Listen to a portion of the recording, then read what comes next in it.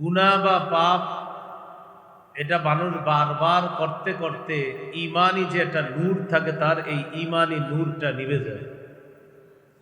পাপ বারংবার করতে থাকলে ইমানি নূর নিভে যায়, তখন ভালো কাজ ভালো লাগে না, খারাপ কাজগুলা ভালো লাগে, কিন্তু ভালো কাজগুলা ভালো লাগে না। কখন? যখন ইমানি নূর নিভে যাবে। আপনার মধ্যে যখন ইমানের নূর থাকবে, আলো থাকবে, তখন দেখবেন সব ভালো কাজগুলা আপনার করতে বেশি ভালো লাগে, খারাপ কাজগুলার কাছে যাইতে খারাপ লাগে। আর যখন আপনার মধ্যে ইমানি নূর থাকবে না, তখন দেখবেন খারাপ কাজগুলাই বেশি ভালো লাগে, আর ভালো কাজগুলার প্রতি অনীহা তৈরি হয়, থুর করবো না এরকম। এই জন্য পাপ, মাসিয়া, গুনাহ মৌলিকভাবে দুই প্রকার। এক নম্বর তারকুল মা'মুর, দুই নম্বর ফি'লুল মাহজুর। এক নাম্বার তারকুল মা'মুর, আল্লাহর আদেশগুলা পরিত্যাগ করা গুনাহ। দুই নাম্বার ফি'লুল মাহজুর, আল্লাহর নিষেধগুলা করা গুনাহ। একটা হলো তারকুল মা'মুর, আল্লাহ যা আদেশ করেছেন এটা ছেড়ে দেওয়া গুনাহ। আরেকটা হলো ওয়া ফি'লুল মাহজুর, দুই নাম্বার আল্লাহ যা নিষেধ করেছেন এই নিষেধগুলা করা গুনাহ। তাহলে আদেশগুলা ছাড়া গুনাহ, নিষেধগুলা করা গুনাহ। তাহলে গুনাহ পাপ মৌলিকভাবে দুই প্রকার, সুন্দরভাবে মনে রাখবেন। আল্লাহর আদেশগুলা ছেড়ে দেওয়া, দুই নাম্বার আল্লাহর নিষেধগুলা করা। তাহলে আল্লাহর আদেশগুলা ছেড়ে দেওয়া গুনাহ, আল্লাহর নিষেধগুলা করা গুনাহ। এ হলো গুনাহ বা পাপ মৌলিকভাবে দুই প্রকার। মনোযোগ দিয়ে শুনে থাকলে মনে থাকবে আপনাদের। দ্বিতীয় প্রকারটা হলো আল্লাহর নিষেধগুলা করা, এটা গুনাহ।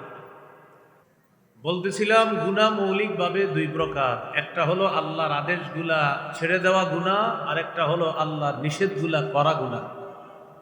তাহলে কি শিখলাম? আল্লাহর নিষেধাজ্ঞা যে বিষয়গুলা এগুলা পাপ।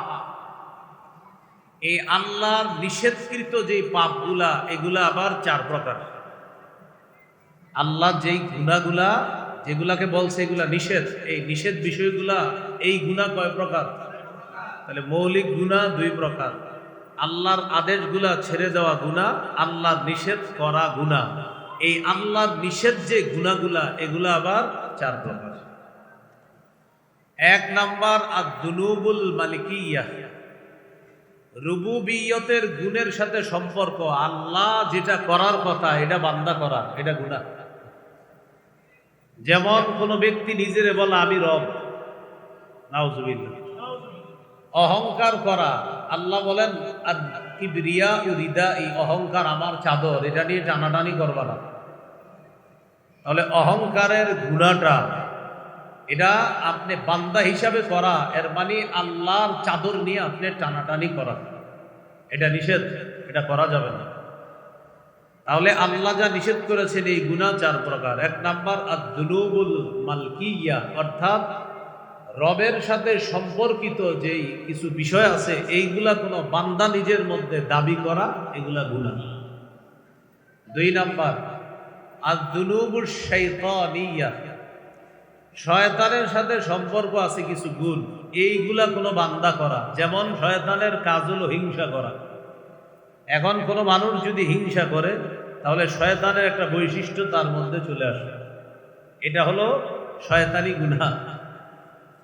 তিন নাম্বার আয-যুনুবুস সাবঈয়া, বাড়াবাড়ি করা, সীমালঙ্ঘন করা, দুর্বলের উপর অত্যাচার করা, এটা গুনাহ, এটা নিষেধ।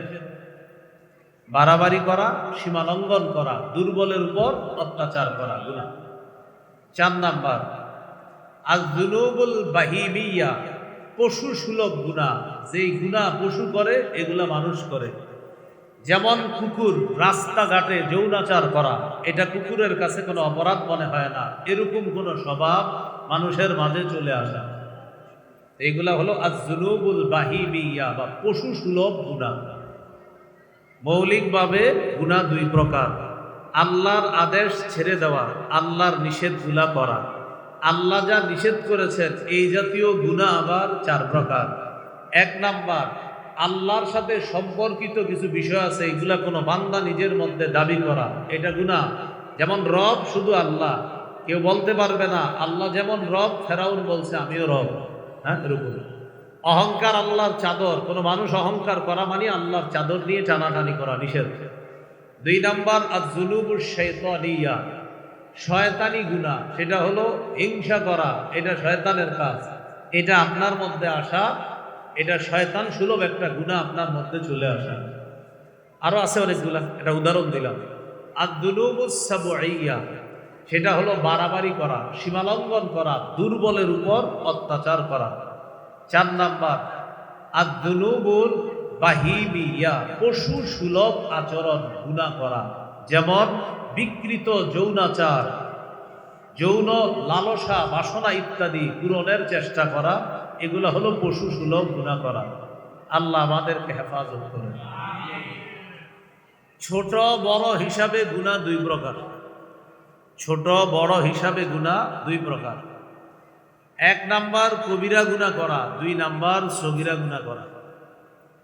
কবিরা গুনাহ করা যেমন আল্লাহ তাআলা সূরা নিসার 31 নম্বর আয়াতে বলেছেন, ইন তাজতানিবু কাবাইরাল ইসমি, যদি তোমরা কবিরা গুনাহ থেকে বাঁচো। বুঝা গেল কবিরা গুনাহ, যদি তোমরা কবিরা গুনাহ থেকে বাঁচো, বুঝা গেল কবিরা গুনাহ আছে।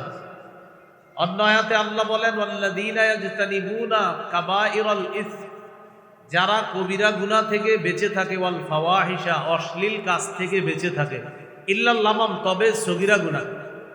তাহলে আল্লাহ এখানে কবিরার কথাও বলছে, আবার শেষে সগীরার কথা বলছে। বুঝা গেল কবিরাও হয় গুনাহ, সগীরা হয়, গুনাহ বড় হয়, গুনাহ ছোট হয়। তো আল্লাহ তাআলা সূরা নিসার 31 নম্বর আয়াতে বলেন, ইন তাজতানিবু কাবাইরাল ইসমি, যদি তোমরা কবিরা গুনাহ থেকে বেঁচে থাকো, এটার থেকে বোঝা যায় গুনাহ কবিরা হয়। 2 নাম্বার সগীরা গুনাহ, ওই সূরা নিসার 31 নম্বর আয়াতে আছে, নুকাফির আনকুম সাইয়্যাতিকুম, কবিরা গুনাহ থেকে বাঁচলে আমি আল্লাহ সগীরা গুনাহ মাফ করে দেব। বোঝা গেল গুনাহ বড় হয়, ছোট হয়। এই হলো কবিরা গুনাহ, সগীরা গুনাহ। আল্লাহ আমাদের সকলকে সগীরা কবিরা উভয় গুনাহ থেকে হেফাজত করেন। এবার মন দিয়ে একটু বুঝেন, রাসূলুল্লাহ সাল্লাল্লাহু আলাইহি সাল্লামের সাহাবী আনাস ইবনে মালিক রাদিয়াল্লাহু তাআলা আনহু বলেন, ইন্নাকুম লাতা'মালুনা আমালান হিয়া আদাক্কু ফি আ'য়ুনিকুম মিনাশ শারি, বুখারীর বর্ণনা। আনাস রাদিয়াল্লাহু তাআলা আনহু বলেন, তোমরা এমন এমন কাজ করো যেই কাজ তোমাদের কাছে চুলের চাইতে হালকা মনে হয়। চুলের চাইতে হালকা, যেমন আমরা মাঝে মাঝে কিছু গুনাহ করে বলি এক ব্যাপার না, গুনাহ করে বলি কি ব্যাপার না। হযরত আনাস বলেন, তোমরা কিছু কিছু কাজ করে এটাকে মনে করো চুলের চাইতে হালকা। ওয়াইন কুন্না লানাউদ্দুহা আলা আহদি রাসূলিল্লাহি সাল্লাল্লাহু আলাইহি ওয়াসাল্লাম মিনাল মুবিকাত, অথচ নবীর জামানায় তোমরা যেটাকে চুলের চেয়ে হালকা মনে করো, এটা নবীর যুগে আমরা ধ্বংসযোগ্য অপরাধ মনে করতাম। এখন আপনারা অবাক হচ্ছেন যে হুজুর এই যুগের কথা, হযরত আনাস কি এই যুগের কথা বলছে? হযরত আনাস নবীর সাহাবী, এই যে বললেন যাদেরকে, মানে কি আমাদেরকে বলছে? আবার বুঝেন, হযরত আনাস বললেন তোমরা কিছু কাজ করো এটাকে তোমরা চুলের চেয়ে হালকা মনে করো। তো হযরত আনাস কথাটা কারে বলছে? ওনার যুগের মানুষকে। তো ওনার যুগের মানুষ কখন? নবীর একদম কাছাকাছির যুগে। তাহলে নবীর কাছাকাছি যুগে যারা, তারা কিন্তু বড় গুনাহ করতো না। নবীর কাছাকাছি যুগ 3 যুগ, খায়রুল কুরুনি কারনি সুম্মাল্লাযীনা ইয়ালুনাহুম সুম্মাল্লাযীনা ইয়ালুনাহুম। নবী হাদিসের মধ্যে 3 যুগকে সর্বোত্তম যুগ বলছে। ওই সর্বোত্তম যুগে মানুষ বেশি গুনাহ করতো না। তো ওই যুগে হয়তো কোনো গুনাহ হয়ে গেলে হযরত আনাস বলতেন, মিয়া তোমরা যেই গুনারে চুলের চেয়ে হালকা মনে করো, তো ওই যুগের গুনাহ আর কি, মানুষ তো গুনাহই করতো না। তো হযরত আনাস ওইটাকেই বলতেন, তোমরা এটাকে চুলের চেয়ে হালকা মনে করো, নবীর যুগে এটা ধ্বংসযোগ্য অপরাধ মনে করতাম। আমি চিন্তা করি হযরত আনাস যদি আমাদের যুগের মানুষের গুনাহ দেখতো, সেটারে কি বলতো? ওই যুগে বলছে চুলের চেয়ে হালকা, তো ওই যুগে তো মানুষ গুনাহই করতো না বেশি, সেটা উনি বললেন চুলের চেয়ে হালকা। আর নবীর যুগে নাকি এটা ধ্বংসকারী অপরাধ। তার মানে হযরত আনাসের জামানা সর্বোত্তম জামানার মধ্যেও কিছু পাপকে তিনি বললেন যে এটা কিছুদিন আগে নবী দুনিয়াতে ছিল, তখন ছিল এটা ধ্বংসযোগ্য অপরাধ। মিয়া তোমরা এখন এটা অপরাধী মনে করতেছ না? হযরত আনাস যদি ওই যুগে এমন কথা বলে, আমাদের গুনাহ যদি হযরত আনাস দেখতেন, আল্লাহ জানে কি বলতেন, কি বলে ফেলতেন, তোমাদের তো ঈমানই নাই। আমাদের গুনাহ দেখলে মনে হয় এমনই বলে ফেলতেন, তোমরা এগুলো কি করো। প্রিয় ভাইরা, এই জন্য রাসূলুল্লাহ সাল্লাল্লাহু আলাইহি সাল্লাম বলেন, ইয়াকুম ওয়া মুহাক্কিরাতিজ যুনুব, তোমরা ছোট ছোট গুনাহ থেকেও বাঁচো। রাসূলুল্লাহ সাল্লাল্লাহু আলাইহি সাল্লাম বলেন, একটা দল গেছে কোনো এলাকার মধ্যে বনভোজনে সফরে গেছে, তারা যাওয়ার পর একটা বনের মধ্যে তারা ঢুকছে, ঢুকার পর তাদের খাবারের প্রয়োজন। নবী হাদিসে বলছে, কাকৌমিন নাজালু বাতনা ওয়াদিন, এমন জাতির মতো যেই জাতি কোনো এলাকায় নামছে, নামার পর তাদের খাবারের প্রয়োজন। তালাশ করে দেখে তাদের সাথে রুটি আছে, তেল আছে, জ্বালানোর জন্য আপনার আগুনেরও ব্যবস্থা আছে, শুধুমাত্র লাকড়ি নেই। তেল আছে, রুটির জন্য আটা আছে, আবার যে আগুন জ্বালাবে এরকমও ব্যবস্থা আছে, কিন্তু আগুনটা জ্বালাবে যে কাঠের মধ্যে, ওই কাঠ নাই, লাকড়ি নেই, অর্থাৎ লাকড়ি আনতে ভুলে গেছে। এখন আপনারা বলেন তো, রুটি তৈরি করা কি সম্ভব হবে? আমির সাহেব বুদ্ধি করলেন, কি করা যায়? সবার পেটে খিদা, খাবার দরকার, রুটি তৈরি করতে গেলে অনেক সময় প্রয়োজন, লাকড়ি তৈরি কারে পাঠাবো? যদি একজনকে বলি লাকড়ি সংগ্রহ করতে, তাহলে এই ব্যক্তির পক্ষে লাকড়ি সংগ্রহ করা অনেক সময় লেগে যাবে। আমির সাহেব বুদ্ধি করে কি বললেন, সবাইকে বললেন, তোমরা প্রত্যেকে একটা একটা লাকড়ি নিয়ে আসো। বলেন তো, এখানে আমরা সবাই চট্টগ্রাম গেলাম, এক বনের মধ্যে যাওয়ার পর হঠাৎ আমাদের খাবারের খিদা লাগছে, কিন্তু ইতিমধ্যে খাবার আছে, সব আছে, তৈরি করার জন্য আগুন প্রয়োজন, আগুন নাই। আমির সাহেব যদি একজনকে লাকড়ি আনতে বলে, এতগুলা মানুষের খাবারের জন্য লাকড়ি কি কম লাগবে না অনেক বেশি? এখন এতগুলা মানুষের খাবারের লাকড়ি যদি একজন আনে, তার পক্ষে এতগুলা লাকড়ি আনা সময় কম না অনেক বেশি লাগবে? বুদ্ধি করে যদি আমরা সবাই গিয়ে একটা লাকড়ি নিয়ে আসি, সময় কম লাগবে। আমির সাহেব বুদ্ধি করে বললেন, তোমরা সবাই একটা একটা লাকড়ি নিয়ে আসো। সবাই দৌড় দিয়ে একটা লাকড়ি নিয়ে আসছে, একই সময়ে অনেকগুলা লাকড়ি উপস্থিত হয়েছে। নবীজি বলেন, এবার অনেকগুলা লাকড়ি উপস্থিত একসাথে হওয়ার পর আগুন জ্বালাইলো, এই আগুন এখন দাউ দাউ করে জ্বলে, সেখানে রুটি বানানো সহজ। আমার উম্মত একটা একটা গুনাহ করলে একটা একটা একটা একটা একটা একটা, তুমি সকালে করেছো একটা, একটু পরে করেছো আরেকটা, আবার করেছো আরেকটা, তুমি আজ করেছো একটা, কালকে করেছো আরেকটা, কালকে করেছো আরেকটা, পরের দিন আরেকটা। হুজুর আমি একটা করছি, এরপরে কয়েকটা করছি, আবার কয়েকটা। নবী বলেন, তোমার কাছে মনে হচ্ছে এক এক এক, এবার মিলাও তো, মিলাইলে দেখবো অনেকগুলা হয়ে গেছে। অনেকগুলা লাকড়ি যেমন আগুন জ্বালায়া সব তছনছ করে দিতে পারে, অনেকগুলা আলাদা আলাদা গুনাহ একসাথে হয়ে তোমাকে ধ্বংস করে দিবে। এই জন্য রাসূলুল্লাহ সাল্লাল্লাহু আলাইহি সাল্লাম বলেন, ইয়াকুম ওয়া মুহাক্কিরাতিজ যুনুব, ছোট ছোট গুনাহ থেকেও বাঁচো। আয়েশা সিদ্দিকা রাদিয়াল্লাহু তাআলা আনহার বর্ণনা, ইবনে মাজার হাদিস, আম্মাজান আয়েশা সিদ্দিকা রাদিয়াল্লাহু তাআলা আনহা বলেন, নবীজি আমাকে বলেছেন, আয়েশা ছোট্ট ছোট্ট গুনাহের ব্যাপারে একটু সতর্কতা অবলম্বন করবা। ফাইন্না লাহা মিনাল্লাহি তালিবা, এই ছোট্ট গুনাহের ব্যাপারেও আল্লাহর কাছে তোমার জবাবদিহিতা করা লাগতে পারে, কারণ ছোট্ট গুনাহগুলো হইতে হইতে যদি বিশাল স্তূপ হয়ে যায়, আল্লাহর কাছে জবাবদিহিতা করা লাগবে। আল্লাহ আমাদেরকে সগীরা কবিরা উভয় গুনাহ থেকে বাঁচার তৌফিক দান করেন। আমার মূল কথায় চলে আসি, শুরু থেকেই বলেছিলাম দুইটা কথা, নগদ পাপগুলা ছেড়ে দাও, নতুন করে পাপের কাছে যেও না। এবার পাপের কিছু প্রকার জানলাম আমরা। পাপ মৌলিকভাবে দুই প্রকার, একটা হলো আল্লাহর আদেশগুলা ছেড়ে দেওয়া পাপ, আল্লাহর নিষেধগুলা করা পাপ। আল্লাহর নিষেধগুলা মৌলিকভাবে আবার চার প্রকার।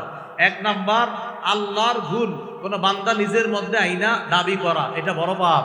যেমন কেউ বলা আল্লাহ যেমন রব, নাউজুবিল্লাহ আমিও রব। অহংকার, আল্লাহর চাদর, এটা নিয়ে টানাটানি করা, এটা গুনাহ, এটা নিষেধ। দুই নাম্বার, আর যুনুবুশ শয়তানিয়া, শয়তানি গুনাহ। যেমন শয়তানের যোগ্যতা হলো হিংসা করা, কোনো মানুষ হিংসা করলে বোঝা যায় তার মধ্যে শয়তানি একটা যোগ্যতা চলে আসে। তিন নাম্বার, আর যুনুবুস সাবঈয়া, এটা হলো কোনো মানুষের উপর জুলুম নির্যাতন করা, বাড়াবাড়ি করা, এগুলো নিষেধ করা যাবে না। চার নাম্বার, আর দুনুবুল বাহিমিয়া, পশু সুলভ আচরণ, বিকৃত যৌনাচার, এগুলা করা, এগুলা পাপ। সবগুলা পাপ আবার একসাথে করলে পাপ ছোট বড় হিসাবে দুই প্রকার, একটা হলো কবিরা আর একটা হলো সগীরা। আমরা কবিরা সগীরা সব ধরনের গুনাহ থেকে বাঁচবো, আল্লাহ তৌফিক দান করেন। তবে সবগুলা কথার মধ্যে দুইটা কথা আল্লাহর হস্তে মনে রাখবেন, সেটা হলো বলেন আল্লাহর আদেশগুলা, বলেন ছেড়ে দেওয়া গুনাহ, আল্লাহর নিষেধগুলা করা গুনাহ। এই দুইটা কথা একটু মনে রাখবেন। কিন্তু বাড়িতে গিয়ে স্ত্রীকেও শিখাবেন, শোনো আল্লাহ যা করতে বলেছেন এটা না করা গুনাহ, আল্লাহ যা ছাড়তে বলেছেন এটা করা গুনাহ। এইগুলো আজকের প্রথম দুইটা আয়াতের আলোচনা। এক নম্বর সূরা আনামের 120 নম্বর আয়াত, 2 নম্বর সূরা আনামের 151 নম্বর আয়াত। আজকের 3 নম্বর আলোচনা। মাঝে মাঝে আমাদের গুনাহ হয়ে যায়। এবার আমার সাথে একটু সবাই বলেন, মনে থাকবে, বলেন গুনাহ হয়ে গেলে সবার কাছে বলে বেড়াবো না, প্রয়োজনে কোন আল্লাহওয়ালা মুরব্বির কাছে ব্যক্তিগতভাবে গুনাহের কথা বলা যাবে, সবার কাছে না। মানে আপনি একটা গুনাহ করেন, ছাড়তে পারেন না, প্রতিদিন খালি করেন কিন্তু ছাড়তে পারেন না, আমি কি করব, গুনাহটা ছাড়তে পারি না, তখন সবার কাছে বলে বেড়াবেন না। এই মুরাদনগরের আল্লাহওয়ালা আলেম আছে, মুরাদনগর মাদ্রাসা আছে, মাদ্রাসার মুহতামিম সাহেব আছে, মাওলানা মুফতি আমজাদ সাহেবের কাছে যান। আমি হুজুরের নাম বললাম, আরো অনেক ওলামা একরাম, হজরতের সাথে আমাদের সম্পর্ক আছে, এই জন্য হজরতের নাম বললাম। তেমনি আরো আমাদের আপনাদের এইদিকে মাওলানা মুফতি আনিসুর রহমান আফসার সাহেব আসে, মাওলানা মুফতি মুশতাকুন নবী কাসিমি সাহেব প্রচুর আসে এইদিকে। তো এই জাতীয় কোনো আল্লাহওয়ালার কাছে গিয়ে আপনি ব্যক্তিগতভাবে বলতে পারেন, হুজুর আমি তো একটা পাপ করি, ছাড়ার অনেক চেষ্টা করতেছি, পারতেছি না, সর্বশেষ না পেরে আপনার কাছে আমি বিষয়টা জানাইলাম রোগ হিসাবে, এখন আমার এই রোগের ট্রিটমেন্ট কি হবে একটু আপনি বলে দেন। এইভাবে ব্যক্তিগতভাবে বলা যাবে, তো সবার কাছে বলা যাবে না।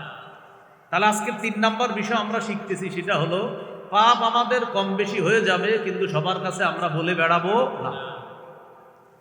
রাসূলুল্লাহ সাল্লাল্লাহু আলাইহি সাল্লাম বলেন, কুল্লু উম্মতি মুআফান ইল্লাল মুজাহিরিন, আমার উম্মতের সকলকে আল্লাহ মাফ করে দিবে, তাদেরকে মাফ করবে না যারা পাপ প্রকাশ করে বেড়ায়। নবীজি বলেন, আমার উম্মতের কিছু মানুষ রাতের বেলা পাপ করার পর ওর পাপের উপর আল্লাহ পর্দা ফেলে রাখছে। সকাল হলে ওই ব্যক্তি বন্ধুদের কাছে গিয়ে বলে বেড়ায়, আমিলতুল বারিহাতা কাযা ওয়া কাযা, দোস্ত আমি এই পাপ করেছি, এটা বন্ধুদের কাছে বলে বেড়ায়। নবীজি বলেন, আহা, আল্লাহর পর্দা ছিল ওর পাপের উপর, ও বন্ধুদের কাছে কথাটা বইলা ওর পাপের উপর থেকে আল্লাহর পর্দাটা সে সরাইয়া দিল। আল্লাহ কিন্তু আপনার পাপের উপর পর্দা ফেলে রাখছে না, আল্লাহ পাপ কাউরে প্রকাশ করে না, আপনার পাপের কথা আল্লাহ কাউকে বলবে না, আপনি সকালে বলে দিলেন। এটা বুখারীর বর্ণনা। এবার মুসলিমের বর্ণনা শুনেন, কিয়ামতের ময়দানে কোন কোন বান্দাকে আল্লাহ পর্দার আড়ালে ডাকবেন। পর্দার আড়ালে ডাকার পর আল্লাহ বলবেন, আতারিফু যামবা কাযা ওয়া কাযা, আচ্ছা তুমি কি এই পাপ স্বীকার করো? ওই বান্দা বলবে, আল্লাহ আমি এই পাপ স্বীকার করি। 3 বার স্বীকৃতি নেওয়ার পর আল্লাহ তাকে বলবে, তোমার যেই পরিমাণ পাপ, যা কিছু ভালো কাজ আছে, আমি আল্লাহ ওই ভালো কাজের কারণে তোমার আমল নামাটা ডান হাতে দিয়ে দিলাম, পর্দার আড়ালেই তোমাকে মাফ করে দিলাম। আর ওই তোমার পাপ আছে ভয়ঙ্কর, যেগুলো স্বীকার করলা, আমি এগুলোর উপরে পর্দা রেখে দিয়েছিলাম, এই জন্য সবার সামনে যেন প্রকাশ না পায়, তাই পর্দার আড়ালে তোমার হিসাবটা নিলাম, আমি আল্লাহ এটা গোপনেই রেখে দিলাম। তাহলে আমি আপনি প্রকাশ করে দিলাম, আল্লাহ গোপন করে রাখলেন, আপনি প্রকাশ করে দিলেন। তাহলে আজকে 3 নম্বর গুরুত্বপূর্ণ কথাটি মনে রাখবো, পাপ হয়ে যাওয়াটা স্বাভাবিক মানুষ হিসাবে, কিন্তু হয়ে গেলে সবার কাছে বলে বেড়াবো না, প্রয়োজনে ছাড়তে যদি না পারি কোনো আল্লাহওয়ালা আলেমের কাছে আমি বিষয়টা শেয়ার করব। আমাদের অনেক যুবক ভাইয়েরা ফেসবুকে পাপের কথা শেয়ার করেছেন, স্ট্যাটাস দিয়েছেন, কেটে দেন, রিমুভ করে দেন, বন্ধুদের কাছে শেয়ার করে এই নাটকটি আমি দেখেছি, ডিয়ার ফ্রেন্ডস তোমরাও তোমাদের অভিমত শেয়ার করো। এইভাবে পাপের কথা ফেসবুকে লেখা মানে হাজার কোটি মানুষকে আপনি পাপের সাক্ষী বানানো। আল্লাহ আমাদেরকে হেফাজত করেন। এইগুলো আজকে 3 নাম্বার আলোচনা। 4 নাম্বার, আজকে থেকে যে কোনো পাপকে পাহাড়ের মতো মনে করব। কিসের মতো? এবার আমার সাথে বলেন, মুমিন বান্দা যে কোনো পাপ পাহাড়ের মতো মনে করে, পাপাচার যে কোনো পাপ মাছির মতো মনে করে। এবার আমি এক অংশ আমি বলবো, বাকি অংশ আপনারা বলেন তো, মুমিন পাপকে কিসের মতো মনে করে আর পাপাচার? সহিহ বুখারীর বর্ণনা, আব্দুল্লাহ ইবনে মাসউদ রাদিয়াল্লাহু তাআলা আনহুর বর্ণনা, তিনি বলেন, ইন্নাল আবদাল মুমিনা ইয়ারা যুনুবাহু কাআন্নাহু কাঈদুন তাহতা জাবালিন ইয়াখাফু আন ইয়াকা আলাইহি। মুমিন বান্দা গুনাহকে মনে করে পাহাড়, এই পাহাড় আমার উপরে, এই পাহাড় পড়লে আমি মারা যাব। মুমিন একটা গুনাহকে মনে করে পাহাড়। ওয়া ইন্নাল ফাজিরা ইয়ারা যুনুবাহু কাদুবাবিন মাররা আলা আনফিহি। পাপাচার গুনাহকে মনে করে মাছি নাকের ডগার সামনে দিয়ে গেছে আর আসছে, কোনো ব্যাপার না। উদাহরণ, এই এলাকার এক ব্যক্তি গত 20 বছর মাশাআল্লাহ তার নামাজ ছুটে নাই। এই ব্যক্তির হঠাৎ একদিন নামাজ কাজা হয়ে গেছে। মসজিদের ইমাম সাহেব দেখে তার মনটা খারাপ। এলাকাবাসীও তাকে মহব্বত করে, কারণ লোকটা সবসময় নামাজি, সবাই মহব্বত করে। এলাকাবাসীও দেখে তার মনটা খারাপ। আসসালামু আলাইকুম কাকা, আপনার মন খারাপ কেন? কিছু হয়েছে? বলে না কাউ। সর্বশেষ ইমাম সাহেব রাত এশার নামাজের পর রুমে ডাইকা নিয়ে বলে, কি ব্যাপার, আপনার মনটা খারাপ? আমার সাথে একটু বলতে পারেন? চোখের পানি ছেড়ে দিয়ে বলে, হুজুর গত 20 বছর আমার নামাজ ছুটে নাই, নামাজ কাজা হয় নাই। আজকে আমার একত্র নামাজ কাজা হয়ে যাওয়ার পর এই পর্যন্ত আমার খাবার দাবার কোনো কিছুতে মন বসে না, বাজার সদাই সন্তান পরিবারে আমার মন বসে না। আমার এই 20 বছরে একত্র নামাজ কাজা হয়ে গেছে। এই বিষয়টা আমি হুজুর মেনে নিতেই পারতেছি না। এটা হলো মুমিনের পরিচয়। একজন পাপাচারের নামাজ কাজা হয়ে গেছে, কেউ ভাই নামাজ পড়লেন না? পড়ি নাই, কালকে বলবো। কি হয়েছে? কালকে আবার জিজ্ঞাসা করছেন, নামাজ পড়ল না? পড়ি নাই, কালকে বলবো। কেউ ভাই জোহর বললেন না? পড়ি নাই, আসর বলুন। আসরের সময় বললেন, আসরও তো বললেন না। মাগরিব পড়ুন, মাগরিবের সময় এশা বলুন। এশার সময় জিজ্ঞাসা করছেন, এ ভাই জান তো, কালকে বলবো। জান, 1 সপ্তাহ নামাজ পড়ে না। হঠাৎ বৃহস্পতিবারে বললেন, ভাই আপনার এই 7 দিন ধরে নামাজের কথা বলতেছি, বললেন না। এ জান তো, কালকে জুমার নামাজ পড়বো। জান, কালকে জুমাও পড়ে নাই। তখন জিজ্ঞাসা করে, ভাই আপনি জুমার নামাজটাও বললেন না। আচ্ছা, আগামী জুমায় পড়বেন। অর্থাৎ তার কাছে নামাজ পড়া ছাড়া সমান। সে নামাজ মানে মাঝে মাঝে বন্ধুরা ধৈর্য টৈরা নিলে হয়তো যায়, কিন্তু নামাজ ছেড়ে যাওয়া, পড়া মানে এটা কোনো ব্যাপার না। ভাই নামাজ পড়ছেন? পড়ছি। কেন? পড়ছি, মন চাইছে। পড়েন নাই কেন? মন চাইছি, পড়ি নাই। মানে কোনো ব্যাপার না, মাসি। আর একজন ইমানদারের কাছে একত্র নামাজ মনে হবে যে এই দুনিয়াও যদি আমার ছুটে যায়, একত্র নামাজ একজন ইমানদারের কাছে মনে হবে এই দুনিয়ার মধ্যে যা আছে এর চাইতে আরো বেশি দামি। এটা আব্দুল্লাহ ইবনে মাসউদ রাদিয়াল্লাহু তাআলা আনহু বলেন, ইমানদার গুনাহকে মনে করে পাহাড়ের মতো, পাপাচার বান্দা গুনাহকে মনে করে মাছির মতো। তাহলে বলেন তো, আজকে থেকে যে কোনো গুনাহকে আমরা কিসের মতো মনে করব? আল্লাহ তৌফিক দান করুন।